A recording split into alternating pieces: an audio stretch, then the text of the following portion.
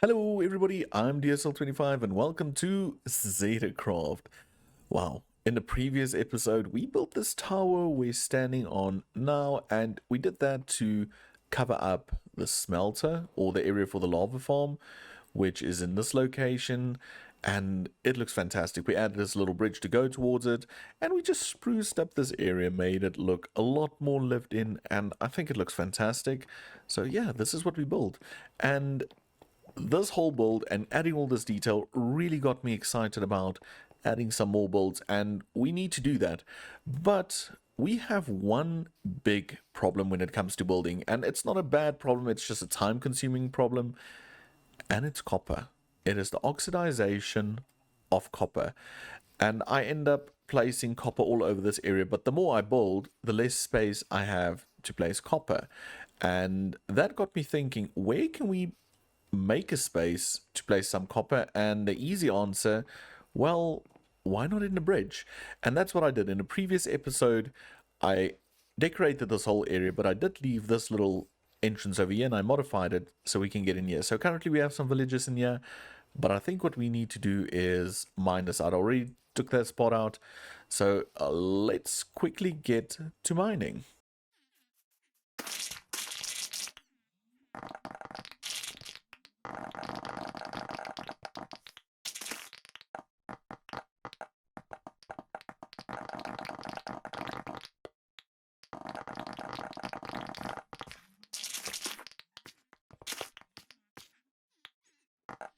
We've cleared out the area, and I'm not really sure how many blocks we'll be able to fit in here, but what I do know is we're going to use this episode as an experiment to see if it works.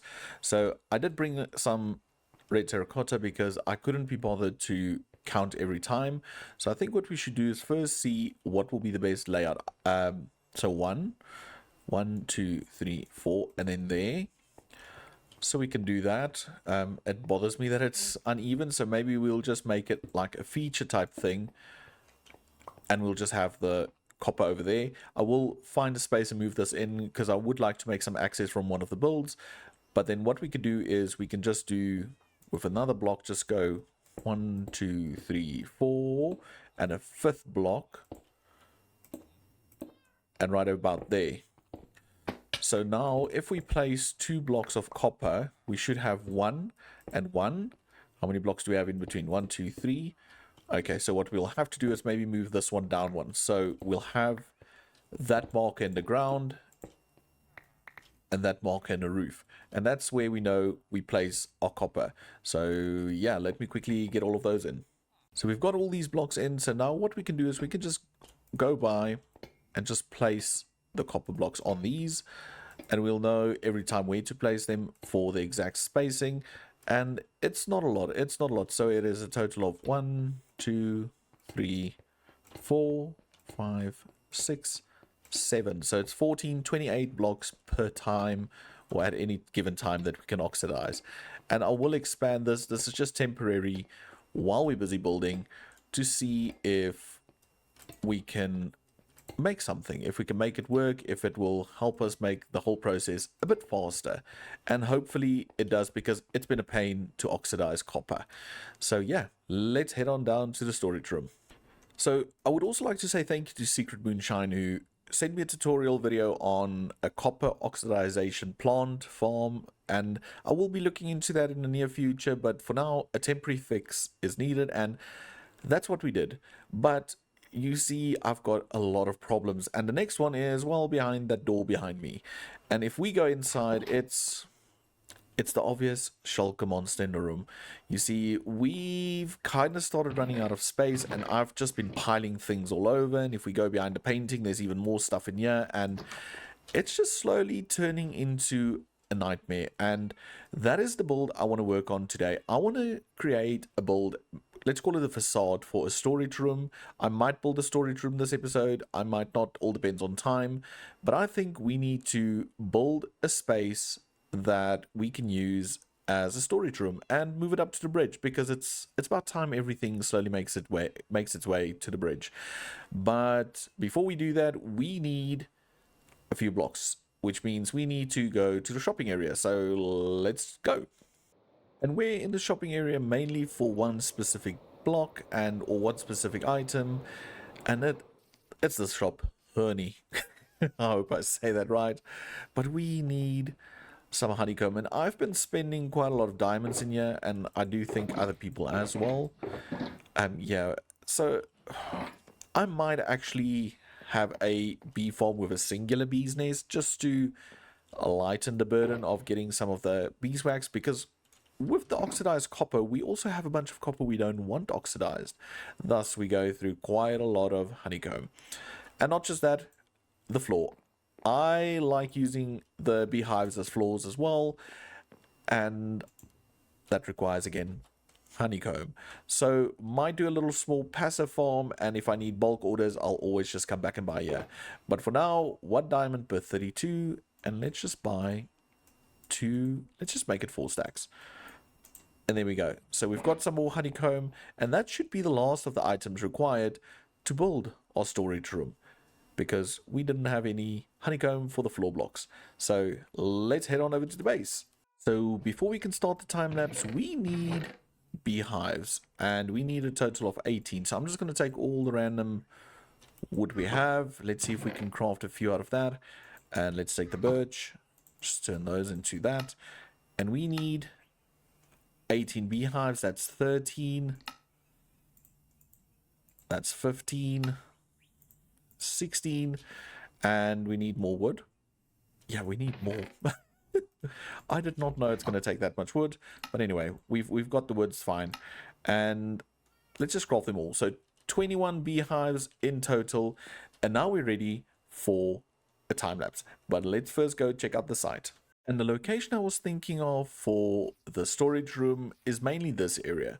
And the reason why I say this area, because if we go into free cam, you'll see we've got quite a lot of space in the mountain, so we can easily extend the storage room into the mountain without it sticking out completely. So that is kind of perfect. So it's also close to your portal. You'll come out and you'll be right by your storage room area, and I think it's going to look so cool because we're going to start filling in this area and expanding over to this side. So I think we should just get right into it. Let's just jump right into it and roll that time lapse. So sit back and enjoy.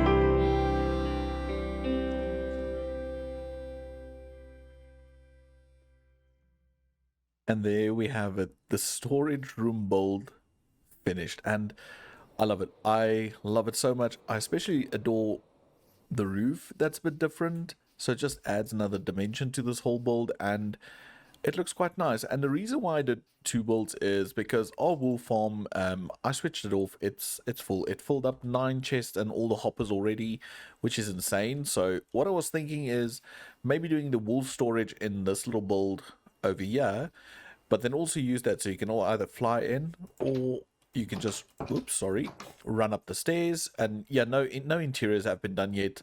They will come in time. But then if you're going, yeah, we've got wall. No. We'll have storage. We will have storage in here. So we'll have wool storage and we'll have our bigger storage over here. And yeah, it just looks fantastic. But like I mentioned, I'm running out of honey and all those kind of things. Or beeswax or honeycomb, and I constantly have to go buy honeycomb. So I am thinking of maybe just building a really small farm, like maybe 2 nests, 1 nest, 2 nests, just to passively generate honeycomb. And if I do need it in bulk, we all know where to go, to honey, the honey shop. So I'm gonna get a few birch trees and see if I can maybe get a beehive. I'll first go see if I don't have any beehives. So to the old storage room. So we are currently here in our temporary mini industrial cave where we had a bunch of random farms and still do. And I created this little cave like thing where we have double trap doors to ensure no bees escape. And I went through my storage and I found 3 bees nests. So what I want to do is let's plant down some flowers and let's see if we have any bees in these nests. Come on. So let's just do 1, 2, 3. Okay, so we do have some bees. So what I'm going to do is I'm just going to breed these guys up the whole time until we have enough to maybe do 3 bees nests, 4 bees nests. I'll just see. So while we're breeding the bees, I thought maybe let's find a spot for this mini bee farm. And I took a look at this whole area and it's starting to look really cool, especially on this axis over here. But what about these spots? And that's when I thought maybe we should do the bee farm in that area over there. We create something small, has bee farm in it, and then we can later on either pump it into the storage room or add an additional build or something like that. So that is my big idea. So I think what I'm going to do is I'm just quickly going to hollow out the cave and then, or the farm area, and I'll be right back. And with this beehive in my hand, we finally gathered a total of 5 full beehives. And I also excavated that little area, and I think it's going to look nice once I decorate it. And we will build the bee farm in there. Yeah, I think so. So if we fly on over, so it's just an empty spot. So I do think we're going to do something in this area. But then in here, I will add beehive and I'll do some form of decoration. But yeah, that's not gonna happen. That's not gonna happen today. No. I got distracted while breeding the bees, and I went ahead and did some minor improvements down here as well. So this still looks the same. And while I say improvements, it's more like created more work. And I mined out this area for the storage room. I do think it needs to move up to the sides a bit more, but I started and then I thought, wouldn't it be awesome if it just looks out onto the backyard, I guess. Hello, creeper. So yeah, that's what I got up to. But I think before we call it an episode, let's quickly head on down to the bridge, the sewer, I guess, to check on our copper. So we know this works. I mean, we can see all the copper oxidized, which is fantastic. So what I'll do is just every now and then I'll come down here. I'll just rip out the ones that are done oxidizing, and I'll just add in some new ones. That way, just constantly passive generation of oxidized copper. And I will, like I said, create a more complex machine maybe in the near future, but it's not going to happen now, not today. Anyway, let's head on to the top. Just standing here admiring the build for one final time, and I have to say I am loving this edition and how it's just bringing everything together, and I cannot wait to plan something for this area and get that sorted. But before we finish off today's episode, I want to head over to the wall where we've just been saying thanks to everybody. And I know I said I want to randomize it, but today's person I just want to put on there because this person's been around since basically the start. They've been supportive, helping in the community, and just such a positive influence on all the Zetas, not just me, on all the Zetas. And that goes to Respect herself. And just for reference, on YouTube, it's Respect Real. Oh, it's not going to fit in. Real person.